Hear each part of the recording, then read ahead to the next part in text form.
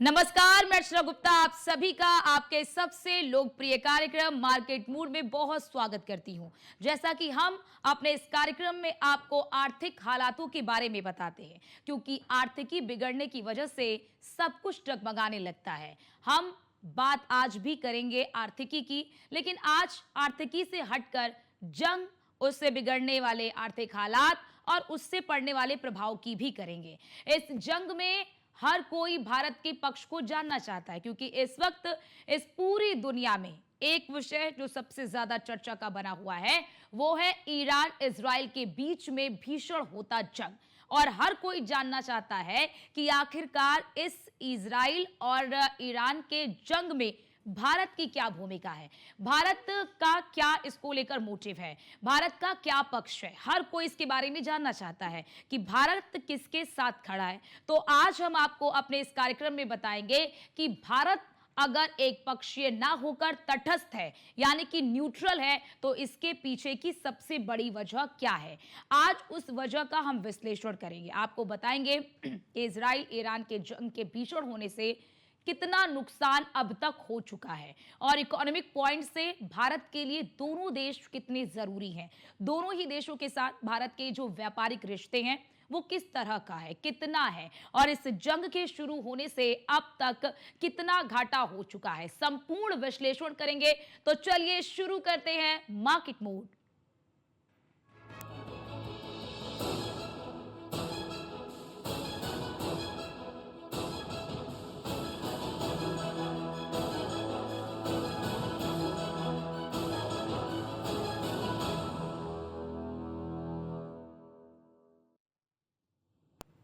तो आज के इस कार्यक्रम में सबसे पहले बात करेंगे ईरान इजराइल के बीच जारी जंग की।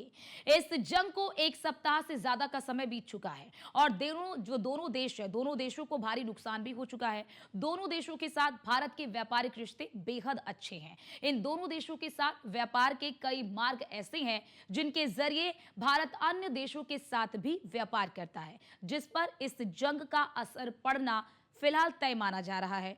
आपको सबसे पहले बताते हैं कि इस जंग से अब तक ईरान और इजराइल को कितना नुकसान हो चुका है। ग्राफिक्स के जरिए आपको सबसे पहले वो बताएंगे कि ईरान और इजराइल को अब तक इस जंग से कितना नुकसान हो चुका है। ग्राफिक्स देखिए, आप मेरे बगल में देख रहे होंगे। दोनों देशों को अब तक इस जंग से 1000 करोड़ रुपए का नुकसान हो चुका है। 2024 में इजराइल की जीडीपी करीब 564 अरब डॉलर थी, जो अब घट गई है और घटकर 388 अरब डॉलर तक पहुंच चुकी है। तो ईरान की जीडीपी मैं आपको बता रहा है, ईरान की जीडीपी और इजराइल की प्रति व्यक्ति आय ईरान से ज्यादा है अभी भी जो इजराइल है। गाजा के साथ युद्ध में इजराइल को 67 अरब डॉलर से भी अधिक का नुकसान हो चुका है। ईरान के साथ 2 दिन की लड़ाई में 1.45 अरब डॉलर का नुकसान इजराइल को हुआ। इजराइल का दैनिक खर्च जो है वो 6000 करोड़ रुपए है, दैनिक खर्च अभी जो हो रहा है, और अब तक लगभग 50,000 करोड़ रुपए खर्च हो चुके हैं इस जंग में, इससे भी ज्यादा हो चुके हैं, जिससे इजराइल की इकोनॉमी कमजोर हो सकती है। अनुमान ये लगाया जा रहा है कि जिस तरह से इजराइल एक के बाद एक जंग में कूद रहा है, उससे उसकी इकोनॉमी कमजोर पड़ रही है। 2024 में 60,000 से ज्यादा बिजनेस बंद हुए। पर्यटन अभी भी युद्ध पूर्व स्तर से नीचे है, जो उसका पर्यटन है। 2025 में जीडीपी दर 4.3% से घटकर 3.6% रहने का अनुमान जताया जा रहा है। दोनों देशों को अगर बात कर ले तो ये हमने आपको बता दिया कि हजारों करोड़ रुपए का नुकसान हो चुका है। अब आपको दिखाते हैं कि ईरान के साथ भारत के आर्थिक संबंध किस तरह के हैं। जो क्रिसिल की रिपोर्ट है, उस क्रिसिल की रिपोर्ट के मुताबिक 2023-24 में ईरान को 10,117 करोड़ का निर्यात भारत ने किया। 2024-25 में ये बढ़ा, इसमें इजाफा हुआ और 10,495 करोड़ रुपए तक का निर्यात हुआ। 2023-24 में ईरान से हमने आयात कितना किया, आयात कम 577, और 2024-25 में ये और घट गया और ये हो गया 3748। अब ये क्रिसिल की रिपोर्ट के मुताबिक हमने आपको बता दिया कि भारत और ईरान के बीच में रिश्ते कैसे हैं। अब आपको बताते हैं भारत के लिए जो चाबहार पोर्ट है वो क्यों जरूरी है। आपको ये सबसे पहले बता देते हैं कि भारत को सेंट्रल एशिया और यूरोप से ये जो पोर्ट है, ये पोर्ट कनेक्ट करता है। पोर्ट को भारत ने 10 साल के लिए लीज पर ले लिया। अब क्योंकि जंग हो रहा है तो सबकी निगाहें इसी पोर्ट पर टिकी हुई हैं। इसके जरिए Iran, Afghanistan, Armenia, Azerbaijan, Russia समेत जो मध्य एशिया और यूरोप के देश है, उनके साथ सीधे भारत व्यापार कर सकता है इस पोर्ट के जरिए। और इस पोर्ट के कारण पाकिस्तान की जरूरत खत्म हो जाएगी भारत को, क्योंकि अभी तक अगर अफगानिस्तान से आपको माल लेना है, कुछ खरीदना है, कुछ बेचना है, तो पाकिस्तान की जरूरत पड़ती थी हमें। 2018 की बात बता रहे हैं आपको। और इस पोर्ट को तैयार करने के लिए मतलब 2018 में भारत और ईरान दोनों ने समझौता किया।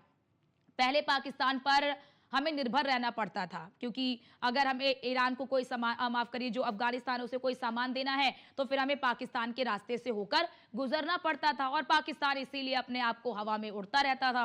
अब आपको बता रहे हैं कि आईपीजीएल चाबहार पोर्ट में 120 मिलियन डॉलर का निवेश करेगी। बहुत सारे जो ऐसे निजी निवेशक हैं वो भी काफी ज्यादा मतलब आकर्षित हुए थे इस पोर्ट को लेकर। तो ये हमने आपको बताया चाबहार पोर्ट क्यों जरूरी है, और ईरान और भारत के संबंध किस तरह के, और इसीलिए ये आशंका जताई जा रही है कि युद्ध अगर तेज हुआ तो इस पोर्ट पर भी इसका असर पड़ सकता है, और भारत अगर इजराइल के साथ जाएगा तो इस पोर्ट पर असर पड़ेगा। अब आपको दिखाते हैं ईरान के बाद अब इजराइल के बारे में बताते हैं कि इजराइल के साथ भारत के व्यापारिक संबंध किस तरह के हैं। अब आप ये समझ पाएंगे जब दोनों देशों का हम आपको बताएंगे, तब आप ये समझ पाएंगे, आकलन कर पाएंगे कि भारत न्यूट्रल क्यों है।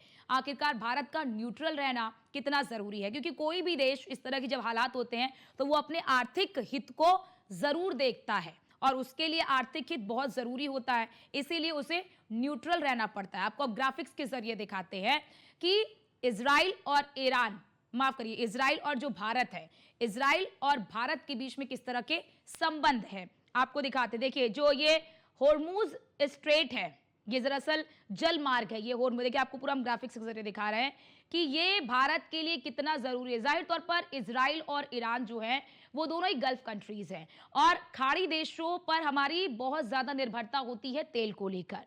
अब आपको ग्राफिक्स के जरिए बताते हैं कि इस रूट से हर रोज 33.93 करोड़ लीटर क्रूड ऑयल आता है, और करीब 1300 स्विमिंग पूल भरने के बराबर रोज क्रूड की सप्लाई इसी जलमार्ग के जरिए होता है।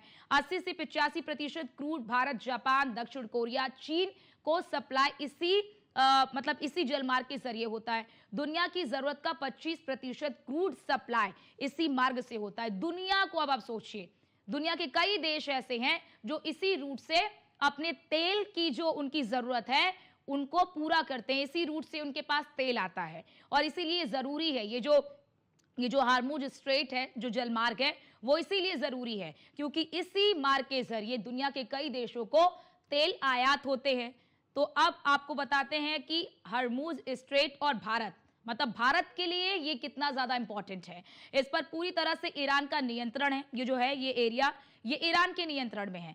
खाड़ी देशों से तेल आयात करने का ये एकमात्र रास्ता है। ये सोचिए, भारत में तेल का संकट आ सकता है अगर युद्ध ज्यादा भीषण हुआ तो। भारत तक हर दिन बड़ी मात्रा में इसी मार्ग के जरिए तेल पहुंचता है। भारत इसके जरिए सऊदी अरब से 8% तेल आयात करता है। इसी मार्ग के जरिए भारत हर रोज, यानी कि भारत की जो हर रोज की खपत है वो 5.5 मिलियन बैरल का है, जो तेल हम इस्तेमाल करते हैं, जिसमें से 1.5 मिलियन बैरल तेल इसी जल मार्ग से होकर आता है। अब आप सोचिए, युद्ध भीषण होगा, अगर ईरान ने इस मार्ग को बंद कर दिया तो फिर क्या होगा।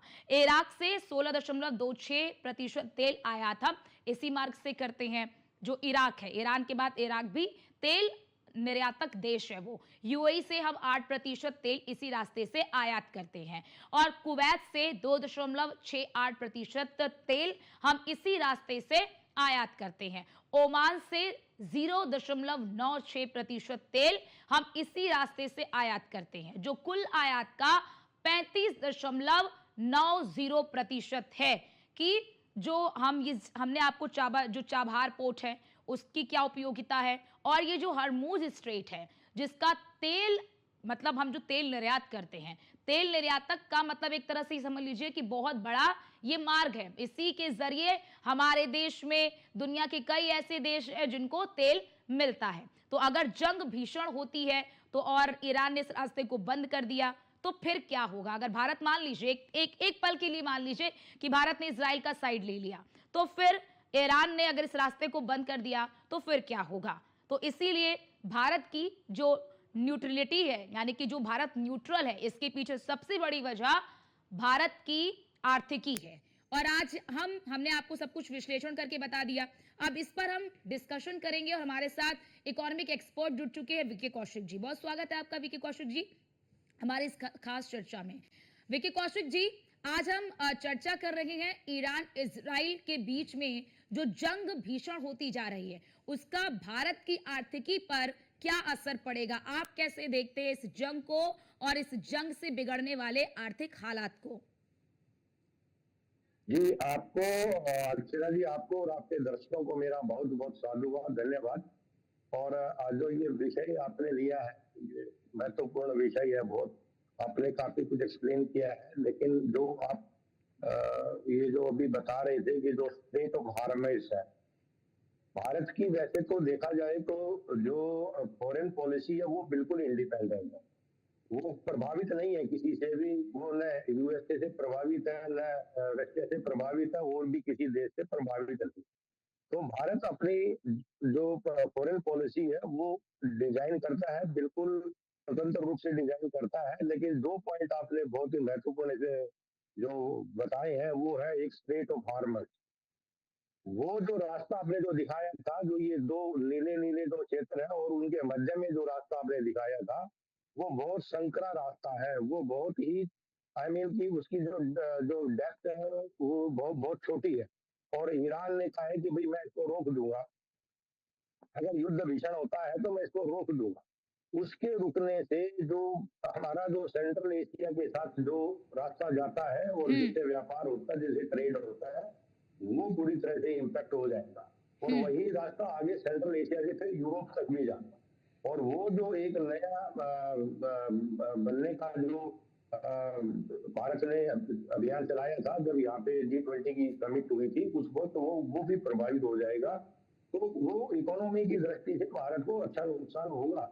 लेकिन भारत की क्योंकि जो पॉलिसी है, जो ट्रेड पॉलिसी है और जो फॉरेन पॉलिसी है, वो इंडिपेंडेंट है, वो किसी के ऊपर निर्भर नहीं करती है, वो किसी से प्रभावित नहीं होती है। तो भारत एक बैलेंस बना के रखेगा ही रखेगा निश्चित रूप से। विकी कौशिक जी, क्या हम ये भी मान सकते हैं क्या विकी कौशिक जी, जिस तरह से अभी पूरा हमने विश्लेषण भी किया, दिखाया हमने कि ये भारत का ईरान के साथ किस तरह का संबंध है और इजराइल के साथ किस तरह के संबंध है, तो क्या ये हम माने कि भारत अगर न्यूट्रल है तो इसके पीछे सबसे बड़ी वजह उसकी आर्थिकी है। क्योंकि अगर हम ईरान की बात करते हैं तो ईरान दुनिया का सबसे बड़ा बासमती चावल आयातित देश है और हम मतलब मिलियन में उससे चावल आयात करते हैं। तो क्या ये माना जाए कि आर्थिकी एक सबसे बड़ी वजह है भारत का एक पक्षीय ना होने के पीछे। भारत से Iran 7 lakh ton basmati rice लेता है, चीनी लेता है, फार्मास्यूटिकल लेता है और ऐसी चीजें लेता है, आयरन स्टील लेता है, तो उसके लिए बुनियादी जरूरतें हैं। तो ईरान कभी नहीं चाहेगा कि वो उसका अंदर का जो जरूरतें हैं, बेसिक नेसेसिटीज है, जो उसका आर्थिकी का ढांचा है, वो भी चरमरा जाए। तो भारत की आर्थिकी की बहुत मजबूत होने की वजह से ईरान बहुत ही एक्सट्रीम कंडीशन में चला जाएगा, ये युद्ध भीषण हो जाएगा, तब जाके इफेक्ट आएगा। अदरवाइज ईरान कभी नहीं चाहेगा कि भारत के साथ उसके व्यापारिक रिश्ते खत्म। बिल्कुल। ये जो इजराइल के साथ जो हमारे संबंध अच्छे हैं, इजराइल के साथ मोदी सरकार के आने के बाद हमारी पॉलिसी इजराइल के साथ में और अधिक सुदृढ़ हुई है। हमारी जो उनके साथ संबंध है वो सुदृढ़ है और होते ही जा रहे। तो इस वजह से हम लोगों को बहुत डिफेंस इक्विपमेंट्स है, टेक्नोलॉजी है और बहुत सारी चीजें हैं जो उसके साथ भी। लेकिन दोनों ये नहीं चाहेंगे कि भाई इस युद्ध के बजाय भारत को कुछ ऐसी परिस्थिति में डाला जाए ताकि उनके अपने ही जो हित है वो प्रभावित हो जाए। तो अभी हालांकि देखिए, दोनों आपने बताया करीब 62,000 करोड़ रुपए का नुकसान इजराइल को हो चुका है। बहुत ज्यादा नुकसान अपना इसको ईरान को भी हो चुका है। और ईरान की आर्थिकी उतनी कमजोर नहीं है जितनी पाकिस्तान की है। तो ईरान अभी युद्ध को लंबा खींचने में अभी सक्षम है।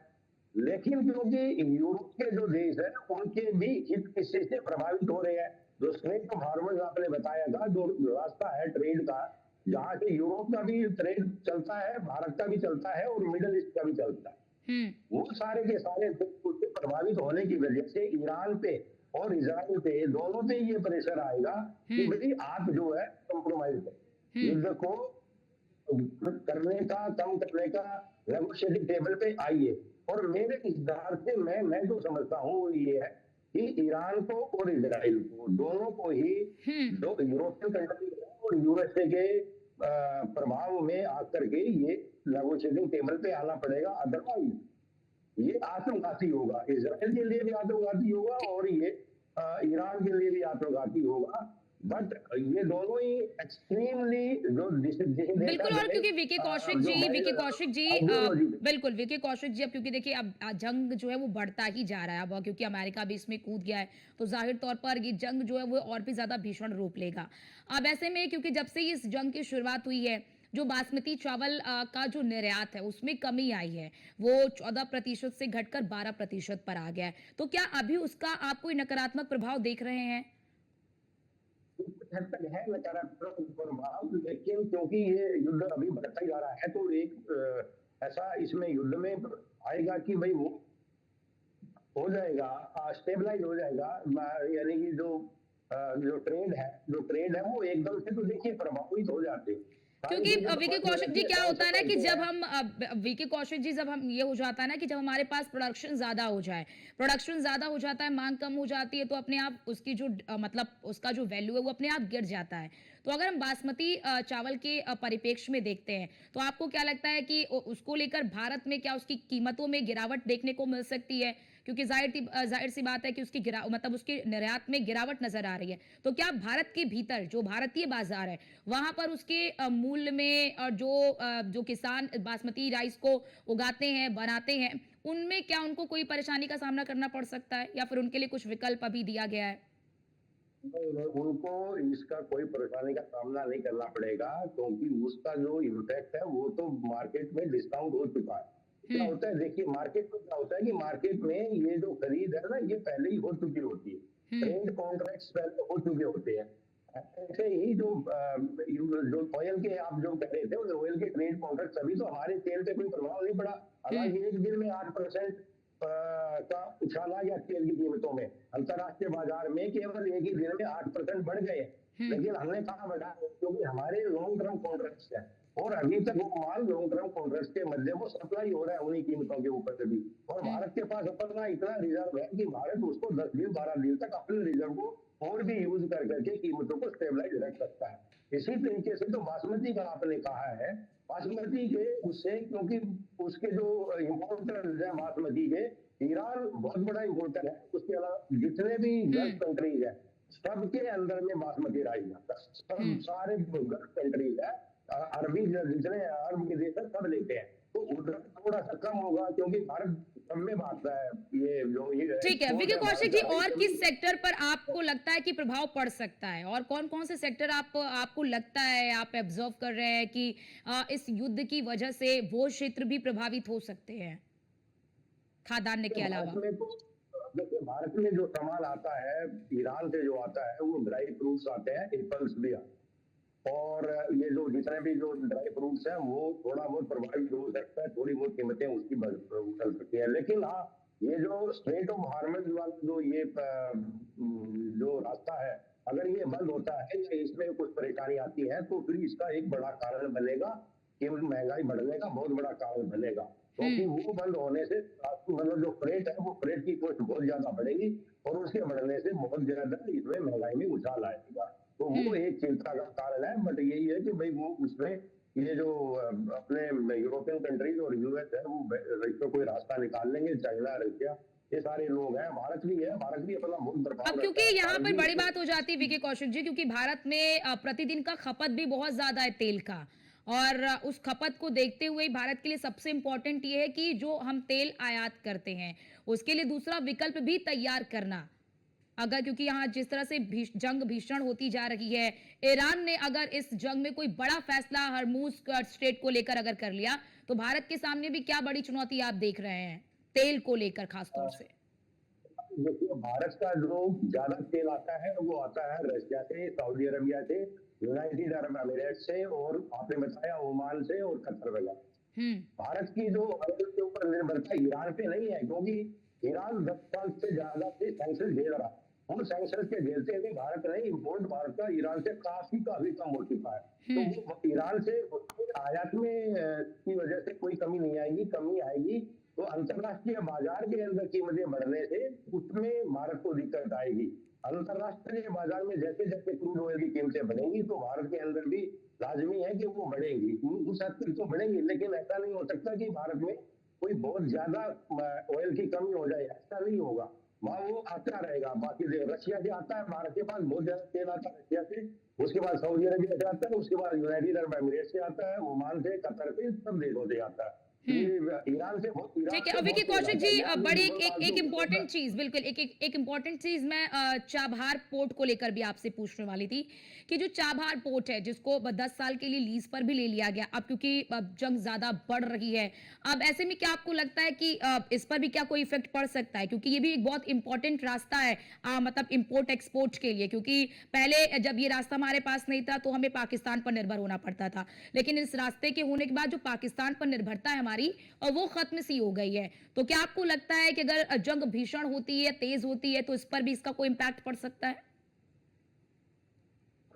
देखिए क्या था कि हमारे लिए जो पोर्ट है, एक चाबहार पोर्ट और दूसरी हाइफा पोर्ट। हाइफा पोर्ट है वहां पे इजराइल में, और चाबहार पोर्ट है वो है ईरान में।